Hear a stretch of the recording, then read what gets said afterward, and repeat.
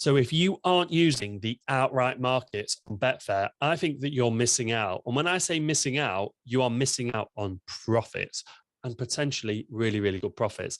I'm going to break that down. I'm going to tell you what the outright markets are, how you can use them, why you should use them, and how to trade it as well. Now, if you don't know me, my name is Ryan Carruthers from BetfairTradingCommunity.com. And if you watch this video all the way to the end, I guarantee that you're going to know more about the outright markets and you are going to be a better trader. You're going to be able to make more money. Talking of making more money, we have just launched a Super Trader membership. It's amazing. It's £8 a month. You can cancel whenever you want. And it's aimed to help you attack Betfair like it has never, ever, ever, ever been attacked before. I will leave a link in the description below.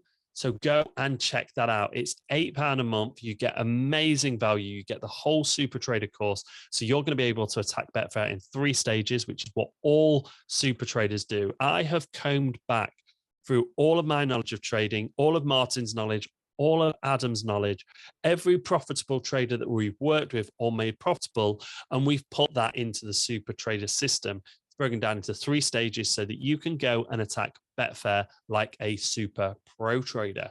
We are going to make you a ninja super trader, and all you need to do is go to that link below and check it out. So let's break down today's topic and how you're missing out on profits by not using the outright markets. Okay, so firstly, what is the outright markets? Well, they're broken down into various different things: the league winner, top 4, relegation, and top 6, etc., etc. So what you're doing is you're betting, placing a back or lay on the whole league.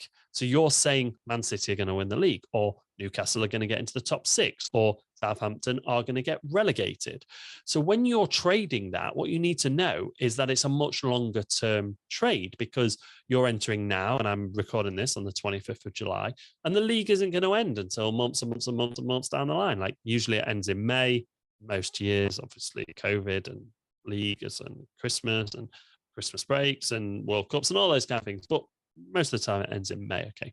So when you trade that, you get your stake back when you trade out, but you don't get your profit. Okay. So if you back Southampton to go down for £10 now and you wait a few weeks and then you trade out, you get back your stake. Okay. But not your profits. That's something that you need to know. So it's a much longer term view you need to take of trading and on the outright markets than just the one match. Okay.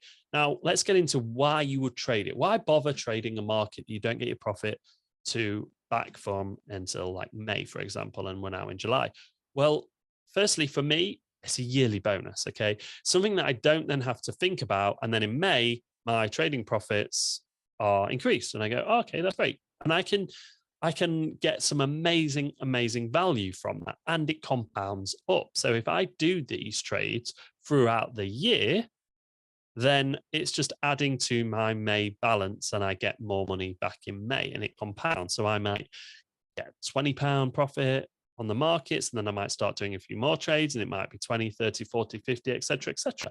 And it builds up, and it's less risky for me as well, because I can take this longer term view on it. So it's not just one match. I don't just need one match to go in my favor. Yeah, I need a couple of matches to go in my favor, but there's loads of ways to take advantage on form. And a really, really good example of this was a few years ago. Burnley were playing 6 games. Then, well, their next 6 games, 4 of them were away.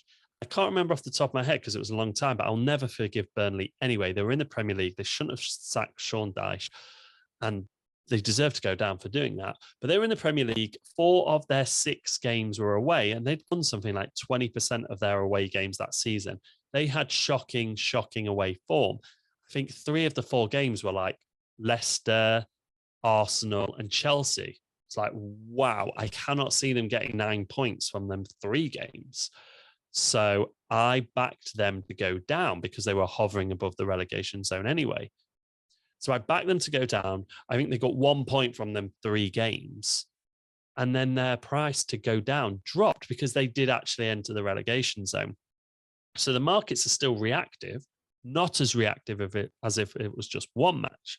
So then what I was able to do is I was able to lay at a lower price, lock in a profit, get my stake back, great, I have to wait till May to get that money, but it doesn't matter, because how many times can I do that throughout the season on various different markets and then get paid out all at the same time? Okay. So that's why I actually like to trade it. It's a yearly bonus for me. It compounds, and I can take this longer term view of it. And I'm not really tying up that much money, because you still do the same sort of stakes, lower risk, lower stakes, or whatever you want to do. Just keep it low risk. And it allows you to really, really focus and hone in. So you can't make those snap reactive decisions that, oh my God, I've just backed Burnley to beat Leicester and they've lost, and now I'm going to go on this spiral. It's like, hey, no, I don't need that game to come in. I've got 2 or 3 other games. It's a longer term view. Okay. So it does help with that rationale. Now, how do you go about trading it? That's what you all want to know. How can you actually make money from it? It's broken down into 2 points for me, 2 parts. Number one is pre-season, and then the other one is during the season. Okay. So, and that's how I tend to trade it. I have open trades now in the market for the relegation and top 6. And I'm not going to touch the winner for obvious reasons. The value is not there, I don't think. I genuinely think it's going to be a slightly 2-horse race again as well. So I don't think the value's there. But that's the first thing I'm looking at. Whose value? So you're probably going to watch this video and jump straight on over to the relegation markets, the outright winner market, and see whose value. I've been talking about the Premier League, but you can do this on every single league as well. Whose value? You might look at the relegation pricing, as I did, and go, how is Southampton? That's a good price to back Southampton to go down. Like, I don't think Southampton have done that great business. I don't think they were that great at the back end of last season either. And then you can look at the run of fixtures that they've got and go, well, are they going to start the season well? Okay, so the first question for me is, whose value? Whose price do I think is too high or too low, which then I can back or lay them? You might look at the winner market and go, actually, do you know what? Chelsea have recruited quite well. They might even have Cristiano Ronaldo. And Liverpool pushed Man City hard last year. They've added Nunez and a few others. I think Liverpool might push Man City. I don't think Man City's price is great. So I'm going to lay them to win the league. Okay. And then I'm going to trade out at this point. So that's the first question I ask. Whose value? The next question I ask is, who's recruited well? So I just mentioned it there. Chelsea look like they are recruiting quite well. They're going to be a better team than they was last year. What does that do to their top 4 credentials? What does it do to their top 6 credentials, their winner credentials? Are they going to start well? Is there an opportunity for me to back Chelsea to win the league and then trade out further on? Remember, you don't need Chelsea to win the league. You just need them to move closer to winning the league than the market has anticipated them for. If Chelsea have a better first 10 fixtures than Liverpool and Man City, then maybe Chelsea will be top after 10 games. Their price will drop for them to win the league because they are top, because it's moving towards the outcome. Okay. So then you could also ask, who's lost players and not replaced them? Everton, scream that to me. Everton, Leeds have lost players. Leeds especially have lost players. Have they replaced the players? I don't think Everton are going to do a good job of replacing what they've lost. So then are they going to panic buy? So will Everton actually get relegated this year? Please pray. I'm praying to everybody that Everton get relegated. It would be amazing. I'm a Liverpool fan, if you don't know. So then you can also look at who's lucky and they stayed up. Southampton. I don't think they were great last year. That they are prime relegation contender for me. Prime relegation contender for me this year. So there's that element as well. Okay. And then also, who's on the up? Who's been building year upon year? Who's been building year upon year? Are Aston Villa building upon year? Will they push the top 6? Man United are an unknown entity. They've got a new manager. They're buying a few players. They've lost quite a lot of players. We don't know. It's a change of football. It's a change of style. Are they on the slight decline? So who's going to push them for top 6? Are Aston Villa, are they going to be a good price? Can we get on them now? Have they got good set fixtures? You're going to have a few of your own ones that you're going to add to this list.